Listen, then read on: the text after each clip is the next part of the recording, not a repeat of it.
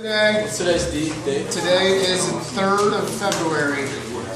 So 11, probably more like 10 days to break up with your boyfriend or girlfriend and save yourself a bunch of money. You do that by the 13th.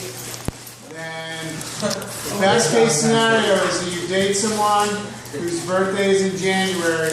You break up with them in November. You miss like all of the holiday season.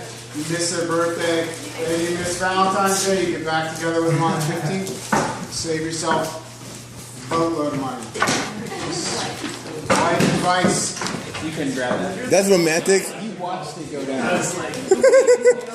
My wife's birthday is in August, which is like the worst time for that plan, like halfway through. So I just sort of went with that one. What if you want to spend it? What?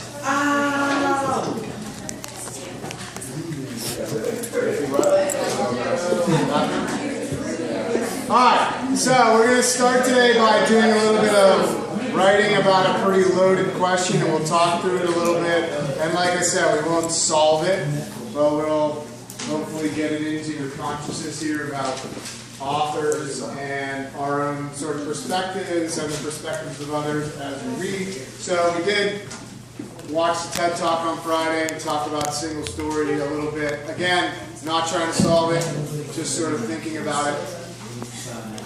One of the things that was referenced in that TED Talk was the issue of John Locke. If you remember the quote from John Locke's. Thank you. From John Locke's visit to Africa, and from Rudyard Kipling's writings as well, that were just blatant racist statements, that were blatantly false statements about what those writers observed arriving in Africa. This question speaks to some of that and that issue, and a question that again is a loaded one. So the question is, the novel that you're reading is written by Chinua Achebe, who's an African writer. He's a Nigerian writer.